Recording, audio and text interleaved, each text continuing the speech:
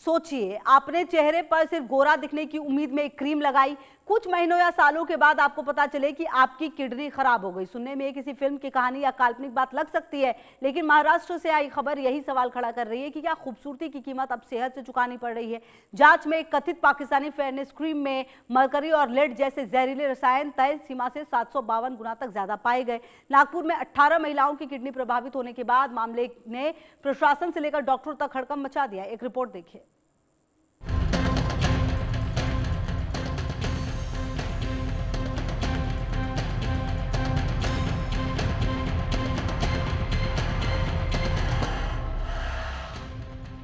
गोरा होने की चाहत और खूबसूरती का सपना, कई बार यही चाहत इंसान की सबसे बड़ी दुश्मन बन जाती है।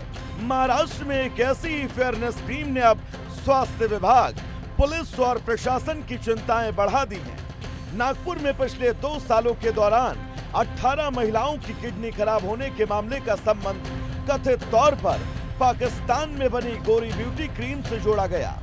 मामला तब सामने आया जब डॉक्टरों ने अलग अलग अस्पतालों में भर्ती किडनी मरीज महिलाओं की मेडिकल हिस्ट्री की जांच की। शुरुआत में इन मामलों के पीछे की वजह साफ नहीं थी, लेकिन जब सभी मरीजों की जीवन शैली और इस्तेमाल किए जा रहे कॉस्मेटिक उत्पादों की जानकारी जुटाई गई, तब एक चौंकाने वाला पैटर्न सामने आया। अधिकांश महिलाएं लंबे समय से गोरी ब्यूटी क्रीम का इस्तेमाल कर रही थी। इसके बाद स्वास्थ्य अधिकारियों ने क्रीम के नमूने लैब भेजे। महाराष्ट्र एफडीए की जांच में बड़ा खुलासा हुआ। सिर्फ गोरी ब्यूटी क्रीम ही नहीं, बल्कि face fresh gold beauty cream, face fresh gold serum और गोल्डन स्टार ब्यूटी क्रीम भी गुणवत्ता मानकों पर फेल पाई गई। लैब रिपोर्ट में मरकरी और लेड यानी सीसा की मात्रा कानूनी सीमा से 752 गुना तक ज्यादा पाई गई। इसके बाद इन उत्पादों की बिक्री, वितरण और उपयोग पर रोक लगाने के लिए एक्शन शुरू किया गया। जांच एजेंसियों के मुताबिक इससे पहले भी कई देशों में ऐसी क्रीमों में अत्यधिक मरकरी मिलने को लेकर चेतावनियां जारी की जा चुकी हैं। भारत में भी प्रतिबंधित या नियमों के अनुरूप पंजीकृत न होने वाले ऐसे उत्पादों की बिक्री और आयात पर निगरानी के निर्देश हैं।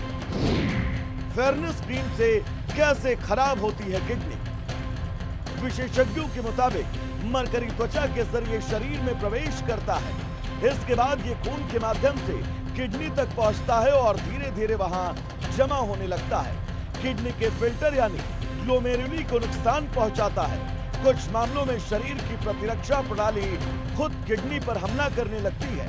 इसी वजह से मरीजों में मेम्ब्रेन्स नेफ्रोपैथी, पेशाब के जरिए प्रोटीन का रिसाव, शरीर में सूजन और अंततः किडनी फेल होने जैसी गंभीर स्थिति पैदा हो सकती है। लंबे समय तक ऐसे उत्पादों का इस्तेमाल करने पर यह नुकसान स्थायी भी हो सकता है। जांच में यह भी सामने आया कि भारत सरकार के प्रतिबंधों के बावजूद ये क्रीम अलग अलग माध्यमों से भारतीय बाजार तक पहुंच रही है।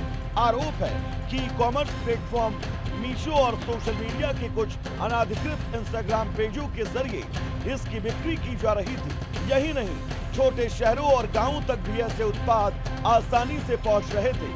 विवाद बढ़ने के बाद मीशो ने कहा कि संदिग्ध विक्रेताओं को प्लेटफॉर्म से हटाने और पूरे मामले की आंतरिक जांच शुरू कर दी गई। तेज जैम्बूर इलाके में एक कॉस्मेटिक दुकान के खिलाफ मामला दर्ज किया गया।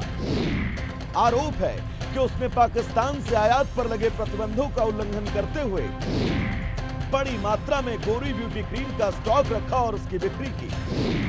अब जांच ये भी होगी कि उत्पाद भारत में किस नेटवर्क के जरिए पहुंच रहा था। इस पूरे मामले ने एक सवाल खड़ा कर दिया कि ऑनलाइन बिकने वाले कॉस्मेटिक उत्पादों की पर्याप्त जांच होती है क्या? बिना लाइसेंस और बिना सुरक्षा प्रमाणन वाले ब्यूटी प्रोडक्ट्स लोगों की जान के साथ खिलवाड़ कर रहे हैं। ये मामला सिर्फ 18 महिलाओं तक सीमित नहीं है, बल्कि उन लाखों उपभोक्ताओं के लिए चेतावनी है जो ऑनलाइन या स्थानीय बाजार से बिना जांचे परखे ब्यूटी प्रोडक्ट खरीद लेते हैं। विशेषज्ञ सलाह देते हैं कि किसी भी स्किन वाइटनिंग या फेयरनेस क्रीम का इस्तेमाल करने से पहले उसके निर्माता, सामग्री और सरकारी स्वीकृति की जांच जरूर करें।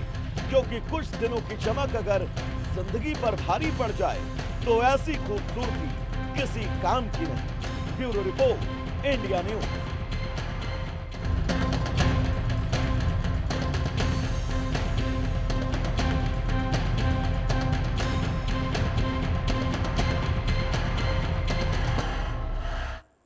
और बड़ी खबर आ रही है, श्रीलंका की जेल में बड़ा बवाल हुआ है। कैदियों के दो गुटों में हिंसक झड़प हो गई है। करीब 25 कैदियों की मौत हुई है।